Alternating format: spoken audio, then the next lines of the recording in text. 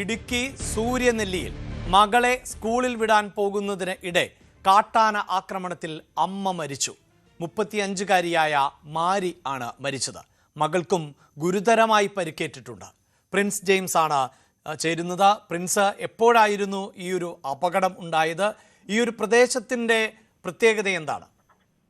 അഭിലാഷ്, ഇന്ന് രാവിലെയാണ് ഇത്തരത്തിലൊരു ദാരുണമായ സംഭവം സൂര്യനെല്ലിയിൽ ഉണ്ടാകുന്നത്. കുഞ്ഞിനെ സ്കൂളിലേക്ക് അയക്കുന്നതിനായി എത്തിയതായിരുന്നു അമ്മ മാരി. ഈ കുഞ്ഞുമായി വീട്ടിൽ നിന്നും റോഡിലേക്ക് ഇറങ്ങുന്നതിനിടെയായിരുന്നു ഇത്തരത്തിൽ സംഭവം നടക്കുന്നത്.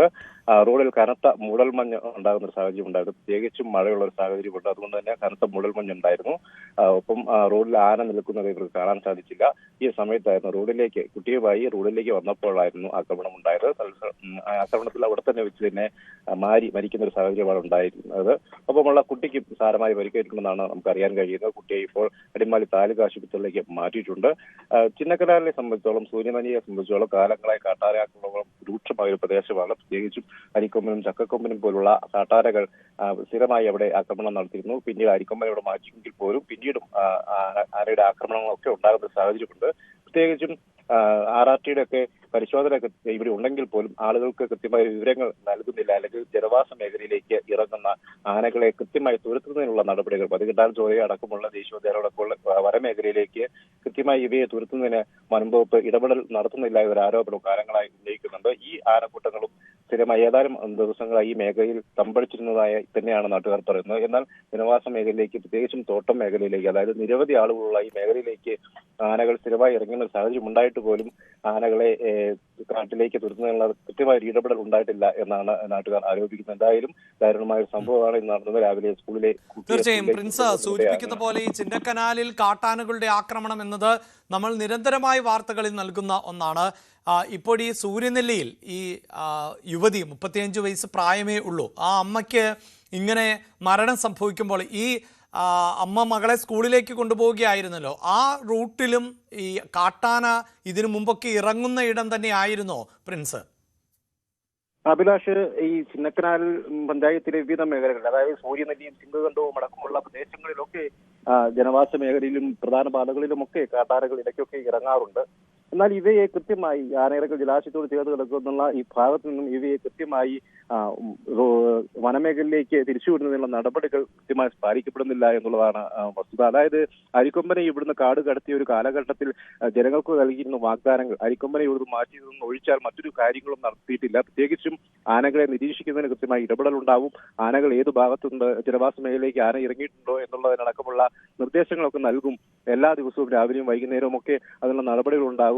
ഡിജിറ്റൽ ബോർഡുകൾ ഉപയോഗിച്ച് ആനകളുടെ സ്ഥാനമൊക്കെ നിർണ്ണയിച്ച് ജനങ്ങൾക്ക് അറിയിപ്പ് നൽകുമെന്ന അടക്കമുള്ള അന്ന് വാഗ്ദാനങ്ങൾ ഒരുപാടുണ്ടായിരുന്നു. എന്നാൽ അതൊന്നും പാലിക്കപ്പെട്ടിട്ടില്ല.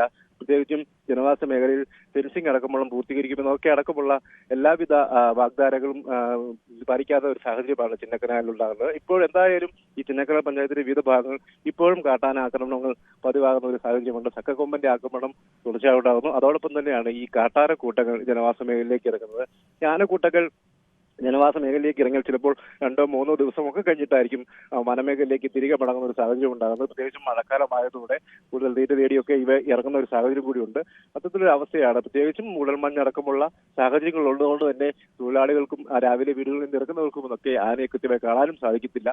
ആ ഒരു സാഹചര്യങ്ങളും ഒക്കെ ആക്രമണത്തിലേക്ക് നയിക്കുന്ന ഒരവസ്ഥയുണ്ട്. പ്രത്യേകിച്ചും ആനയുടെ മുമ്പിൽ എത്തുമ്പോൾ മാത്രമായിരിക്കും പലരും ആനയുടെ സാന്നിധ്യം തിരിച്ചറിയുന്ന ഒരു സാഹചര്യം ഉണ്ടാവുക. അഭിലാഷ്, തീർച്ചയായും അവിടെ ഒരു കാര്യം കൂടിയുള്ളത് പ്രിൻസ്, നമുക്കറിയാം ഈ രണ്ടാം പിണറായി വിജയൻ സർക്കാരിൻ്റെ കാലഘട്ടത്തിൽ ഏറ്റവും അധികം സർക്കാരിന് നേരെ വിമർശനം ഉയർന്നിട്ടുള്ള ഒന്നുകൂടിയാണ് ഈ കാട്ടാനകളുടെ ആക്രമണം. അതിൽപ്പോൾ 2 തരത്തിലുണ്ടായിരുന്നു. വനവിഭവങ്ങൾ ശേഖരിക്കാൻ പോകുമ്പോഴുണ്ടായിട്ടുള്ള ആക്രമണം ഉണ്ട്. അത് സ്വാഭാവികമായും സർക്കാർ സംവിധാനങ്ങൾക്ക് പരിമിതിയുണ്ട്.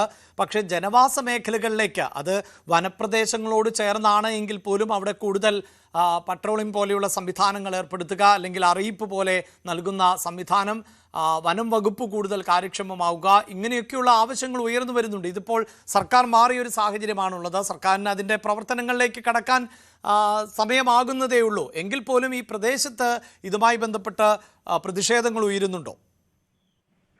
അഭിലാഷ്, തീർച്ചയായും വലിയ പ്രതിഷേധങ്ങളിലേക്ക് വരും മണിക്കൂറുകൾ ഉണ്ടാവുമെന്ന് തന്നെയാണ് നമുക്ക് കരുതാൻ കഴിയുന്നത്. പ്രത്യേകിച്ചും ഒരു കുട്ടിയെ സ്കൂളിലേക്ക് അയക്കുന്നതിനായി ഇറങ്ങിയ അമ്മയ്ക്കാണ് ഇത്തരത്തിലൊരു ദാരുണമായ ഒരു സംഭവം ഉണ്ടാകുന്നത്. രാവിലെ ജോലിക്ക് പോലുമല്ല കുഞ്ഞിനെ സ്കൂളിലേക്ക് അയക്കാൻ പോകുന്ന അവസ്ഥയിൽ വീടിന് സമീപത്തായിട്ടാണ് ഇത്തരത്തിൽ സാഹചര്യം ഉണ്ടായത്. പ്രത്യേകിച്ചും ആനകൾ ഈ ജനവാസ മേഖലയിലേക്ക് ഇറങ്ങുന്ന ഒരു സാഹചര്യം കഴിഞ്ഞ ദിവസങ്ങളിലൊക്കെ ഈ കാട്ടാനക്കൂട്ടം ഇവിടെ ഉണ്ടായിട്ടും ഇവയെ തുരത്താൻ RRT ടീമോ വനം വകുപ്പോ കൃത്യമായി ഇടപെടൽ നടത്തിയിട്ടില്ല എന്നും ജനങ്ങൾ ആരോപിക്കുന്നുണ്ട്. മൂടൽമഞ്ഞിന്റെ ഒരു സാഹചര്യം ഇല്ലായെങ്കിൽ ചിലപ്പോൾ അവർക്ക് മുൻകൂട്ടി ആരെ കാണാനും മാറാനും സാധിക്കുമായിരുന്നു. എന്നാൽ ഈ കൃത്യമായി ആനയുടെ അടുത്തെത്തിയപ്പോൾ മാത്രമാണ് ആനകളുടെ അടുത്തെത്തിയപ്പോൾ മാത്രമാണ് ഇവർക്ക് അപകടം മനസ്സിലാകുന്നത്. പക്ഷെ അപ്പോഴേക്കും ആനയുടെ ആക്രമണം ഉണ്ടാകുന്ന ഒരു അവസ്ഥയിലേക്ക് എത്തിയിരുന്നു. കുഞ്ഞിന് പോലും പരിക്കേറ്റുന്ന അവസ്ഥയിലേക്ക് സാഹചര്യം മാറി. പലപ്പോഴും ചിന്നക്കനാൽ ആനയിറങ്ങൽ മതികെട്ടാൻ ദേശീയോദ്യാനത്തിൽ നിന്ന് ആനകൾ ജനവാസ മേഖലയിലേക്ക് ഇറങ്ങുമ്പോൾ ഇവയെ കൃത്യമായി വനമേഖലയിൽ തന്നെ നിലനിർത്തുന്ന നടപടികളൊന്നും കാലഘട്ടങ്ങളിൽ അനുസരിച്ച് ഉണ്ടാവുന്നില്ല എന്നുള്ള ഒരു വസ്തുതയാണ്. അരിക്കൊമ്പനെ മാറ്റിയത് ഒഴിച്ചാൽ കാര്യമായ ഒരു ഇടപെടലും വനംവകുപ്പിന്റെ ഭാഗത്ത് ഇവിടെ ഉണ്ടായിട്ടില്ല. സ്ഥിരമായി കാട്ടാനാക്രമണം ഉണ്ടാകുന്ന ഭാഗങ്ങൾ, അതായത് വനമേഖലയിൽ നിന്ന് അല്പം ദൂരേട്ട് മാറിയുള്ള തോട്ടം മേഖലയിൽ പോലും ആനകൾ പതിവായി എത്തുന്നു. ഈ പ്രദേശങ്ങളിലേക്ക് എത്തുന്ന ഒരു സാഹചര്യമൊക്കെയുണ്ട്. ഇവയ്ക്കുള്ള ഭക്ഷണം, പുൽമേടുകളുടെ സംരക്ഷണം എന്നതൊക്കെയുള്ള കാര്യങ്ങളൊന്നും കൃത്യമായിട്ട് ഇടപെടൽ ഉണ്ടാവുന്നില്ല എന്നും ജനങ്ങൾ ആരോപിക്കുന്നു. ഇത്തരത്തിലുള്ള വസ്തുക്കളൊക്കെയാണ് ആനകൾ കൂട്ടമായി ജനവാസ മേഖലയിലേക്ക് ഇറങ്ങി, തോട്ടം മേഖലയിലേക്ക് ഇറങ്ങി കാർഷിക വിളകളൊക്കെ കഴിക്കാനെത്തുകയും അങ്ങനെ ആക്രമണത്തിലേക്ക് കലാശിക്കുകയും ചെയ്യുന്ന സാഹചര്യം ഉണ്ടാകുന്നു. കൃത്യമായ ഇടപെടൽ വനംവകുപ്പിന്റെ ഭാഗത്തുനിന്ന് ഉണ്ടാവുന്നില്ല എന്ന് കാലങ്ങളായി ജനങ്ങൾ ഉന്നയിക്കുന്ന ആരോപണമാണ് അഭിലാഷ്.